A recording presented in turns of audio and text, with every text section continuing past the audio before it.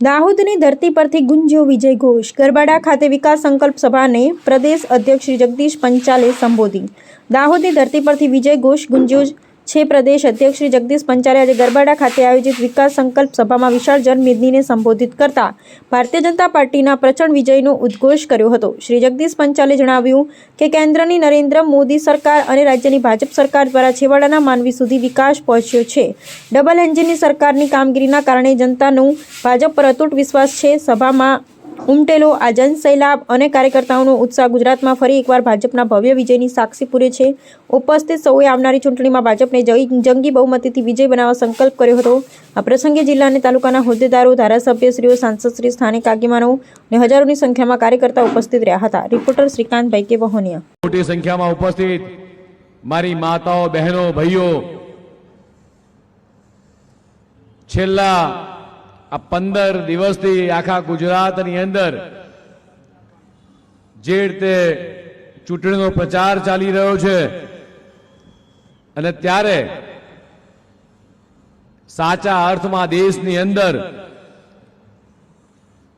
આ મારા આદિવાસી સમાજના ભાઈઓ બહેનો દ્વારા જળ, જમીન ને જંગલની જે રક્ષા કરી રહ્યા છે એવા તમામ લોકોને મારા નતમસ્તક વંદન કરું છું।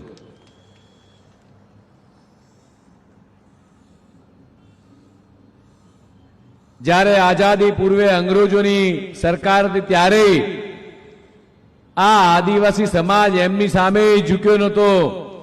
ભગવાન બિરસા મુંડાજી હોય કે વેગડા ભીલનું બલિદાન એ ક્યારેય આપણે મિત્રો ભૂલીશું નહીં। અને ત્યારે જે રીતે દેશના યશસ્વી પ્રધાનમંત્રી માનનીય મોદી સાહેબે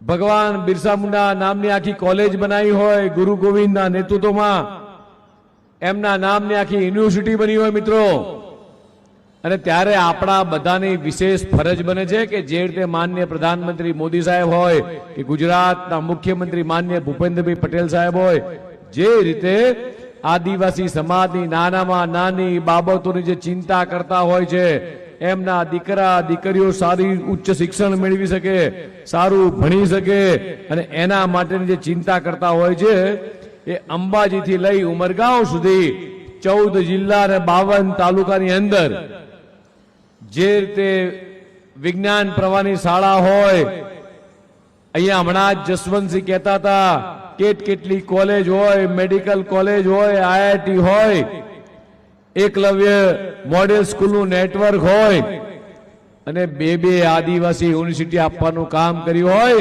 તો ભારતીય જનતા પાર્ટીની સરકારે કર્યું છે। મારા છેવાડાનો જિલ્લો આવું વર્ષો પહેલા કોંગ્રેસના લોકો કહેતા હતા।